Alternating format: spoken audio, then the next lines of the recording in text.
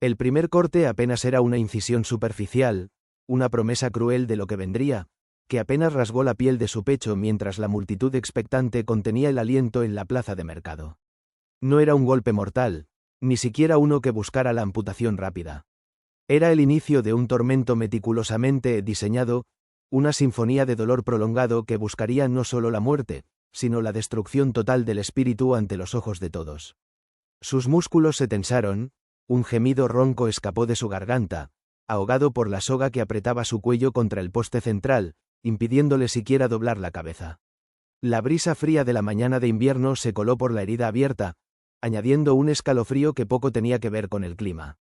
El verdugo, un hombre corpulento de rostro impasible, había elegido la parte alta del pectoral, en la curva donde el hombro se encuentra con el torso, un lugar visible, prominente, como un lienzo para su macabro arte. La piel, fina y elástica, se separó con un sonido casi inaudible, más imaginado que escuchado, mientras un hilo de sangre carmesí brotaba, tiñendo el tejido áspero que cubría su cuerpo semidesnudo. La agonía no era solo física, era la certeza humillante de que cada segundo, cada incisión, era una exhibición pública de su disolución. Este castigo, conocido en los anales de la historia como Lin Chi o la muerte por 1000 cortes, era la cúspide de la crueldad en la antigua China, reservado para los crímenes más atroces: traición, parricidio, regicidio. No se trataba de una simple ejecución, sino de una degradación ritual, una tortura calculada para despojar al condenado de su dignidad antes de despojarlo de su vida, pieza a pieza, en un lapso que podía extenderse por horas. Era una sentencia que no solo castigaba al individuo, sino que grababa un mensaje aterrador en la memoria colectiva de la sociedad. Pero, ¿cómo se llegaba a una pena tan barbárica? ¿Qué acto de tal magnitud podía justificar que un hombre fuera despojado de su humanidad de esa manera? Generalmente, el condenado había cometido algún crimen que perturbaba el orden social de forma fundamental, que amenazaba la estructura misma del imperio o la familia. Era un traidor a la dinastía, un hijo que había levantado la mano contra sus padres, o alguien que había asesinado a su señor feudal. Su existencia misma era considerada una afrenta tan profunda que incluso la muerte no era suficiente para lavar la mancha.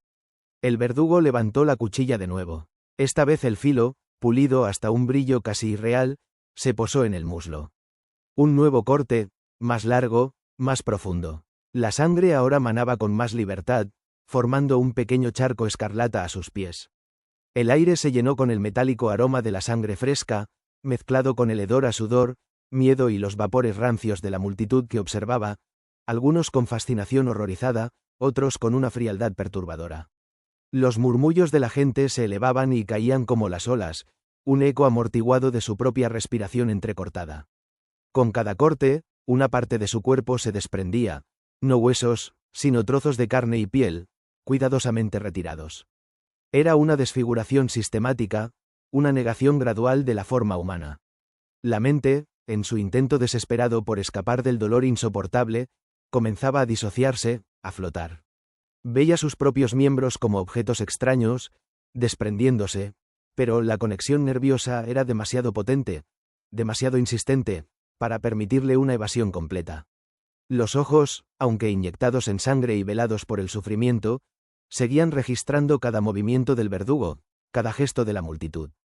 Las horas se arrastraban como una eternidad líquida. El sol, que había subido tímidamente, ahora se encontraba en lo alto, proyectando sombras duras sobre el patíbulo.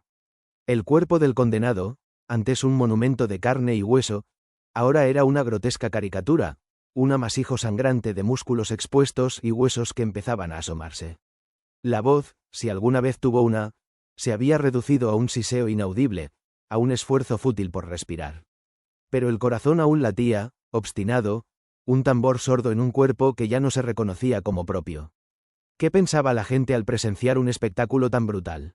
Para muchos, era una advertencia severa, una reafirmación del poder imperial y de la justicia divina. Para otros, una morbosa atracción, el límite de lo que el ser humano podía infligir y soportar. Algunos relatos sugieren que había espectadores que compraban los trozos de carne del condenado, creyendo que tenían propiedades medicinales. Una muestra escalofriante de la deshumanización que tales actos podían generar, convirtiendo la tragedia en un grotesco ritual colectivo. A medida que el día avanzaba, la sangre seguía fluyendo, pero de una manera diferente. Ya no brotaba con fuerza, sino que se filtraba, empapando sus ropas restantes, su propia piel y el suelo bajo él. El shock se apoderaba de sus órganos, los pulmones luchaban por cada bocanada de aire, el cerebro se negaba a procesar la magnitud de la catástrofe. El verdugo, sin embargo, no mostraba signos de fatiga, su rutina era tan metódica como la de un cirujano, cada corte ejecutado con una precisión desapasionada, hasta que quedaba poco más que la estructura fundamental del cuerpo. Finalmente, cuando el sol comenzaba a declinar, tiñendo el cielo de naranjas y púrpuras, el verdugo se acercó para el golpe final. Este no era un corte más. Era una estocada, certera y brutal, que atravesaba el corazón o la garganta, dependiendo del protocolo. Era el permiso, el acto de compasión dentro de tanta crueldad, que finalmente permitía que el último aliento se escapara.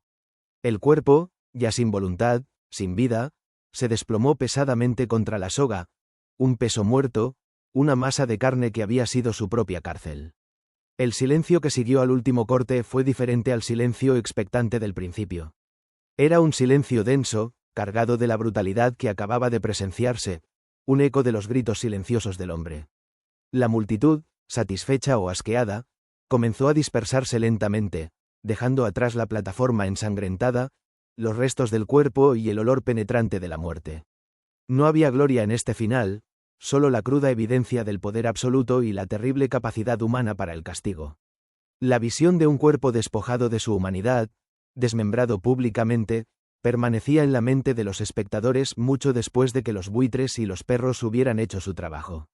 Este ritual de la muerte por 1000 cortes no era solo el fin de una vida. Era un sermón mudo, un monumento al terror, que servía como advertencia suprema contra la transgresión. Su abolición a principios del siglo XX marcó un paso crucial en la evolución de la justicia, un reconocimiento tardío de que incluso los crímenes más atroces no justifican la pérdida total de la dignidad humana en el proceso de la muerte.